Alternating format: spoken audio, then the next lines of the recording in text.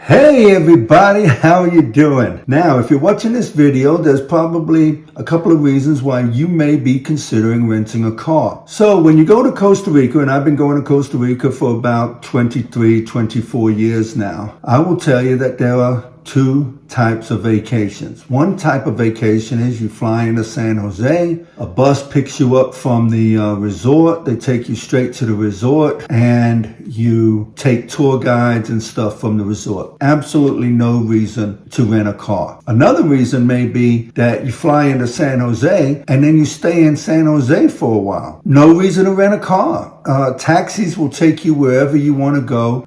They're reasonably priced, and overall, I don't think you'll want to deal with the hassle of a car. And then even if you stay in San Jose for a few days and then you move to another town, they'll have plenty of taxis there also. So all you have to do is worry about getting from one town to the other town. And then finally, the type of trip that Jane and I do. We fly into San Jose, we're going to go to Capos. Now, a round trip on a reserved air-conditioned bus would run us about $400 to Capos and back to Capos. So we're also going to be exploring different places to fish, different rivers, different lakes. A taxi is too restrictive to be able to do that, so a rent-a-car is perfect for us. Now, be careful with the don'ts, so let's get right into it. The first thing is, don't go cheap on your rent-a-car. And what I mean by don't go cheap on your rent-a-car is, just like any other rent-a-car, when you go and make your flights,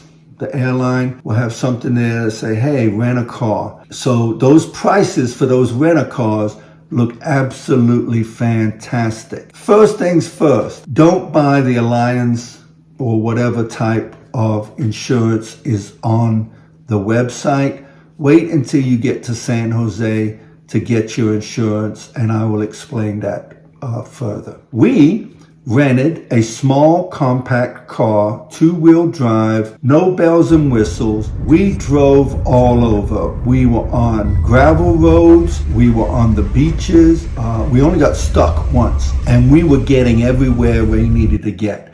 A lot of people will tell you, just go ahead and get a four-wheel drive. It really, again, considers how many people you've got with you, how much space you need. So you get your rental-car, you get to your rental-car place, and of course, I'm going to say, do not rent from a rent-a-car company that you do not recognize. You get your rental-car, and let's take our rental-car, for example. We got one for $371 for the entire week. Oh, great deal, $371. Now, let's add on the 13% airport fee and the 13% IVA tax. I have no idea what an IVA tax is, but it's something, and I knew they were going to get it. And we added the $45 a day for full coverage. So for a $371 car, or a little under $400, we ended up paying a total of $800. I still feel like that was a great deal, especially since we drove 550 miles. Let's talk about the insurance, and this is why I say don't skimp on the insurance. We chose the $45 a day full coverage package. Why that's so great is that it insures everything except for the key and the license plate. I'll get to that in a minute. Well, why don't I get to it now? If you park incorrectly, the police will take your license plate.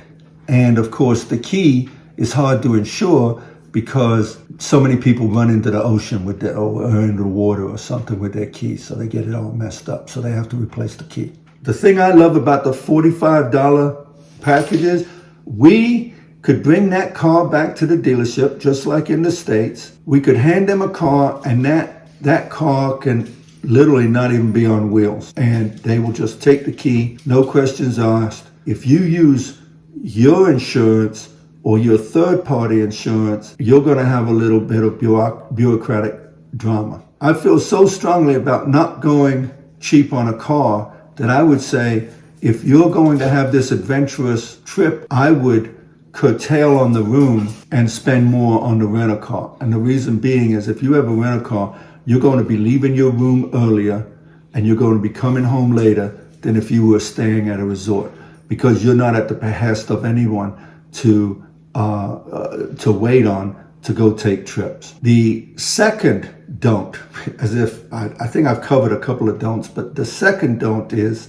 don't park on the yellow lines or the police will take your license plates. That's how they control you. If you illegally park in a no parking zone, they'll just simply take your license plate and you can't drive your car, else you'll be in even more trouble. And I don't know what all the drama is about going back to the police station and asking for your license plates back. But you can clearly see here that this is a typical yellow line. So do not kid yourself that this isn't really a yellow line. It's a yellow line as nascent as it looks. The next don't is don't expect to travel to the beach on the weekends.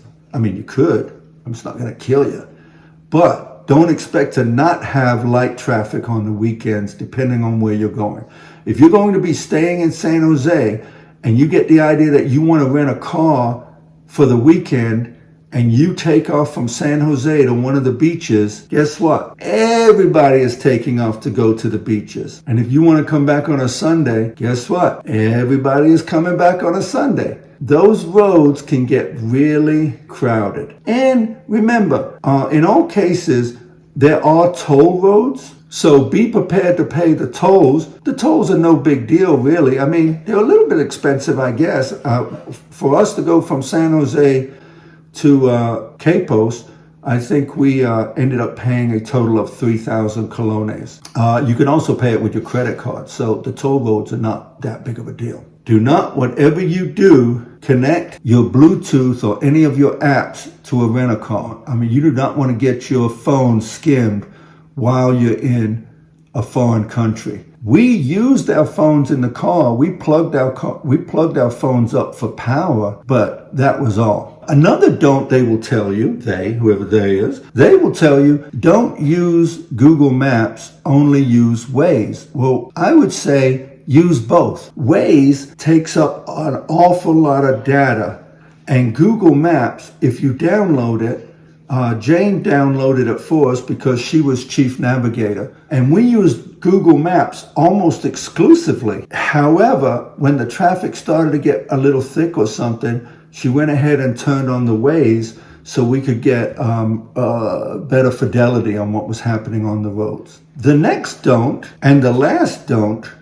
and a very important don't, is do not leave anything in your car. If you're new to Costa Rica, you know, a lot of people say, oh, well, they'll get there and they'll say, oh, everybody looks so nice and everybody's so cool. Yeah, but that everybody is not represented by all the nice people and all the cool people that treat you so well, because they are so nice. What you'll want to do is never, ever, ever, never, ever leave anything in your car.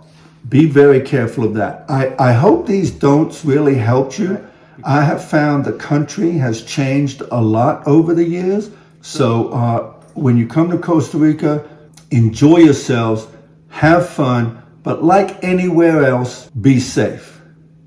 All righty, have a great day.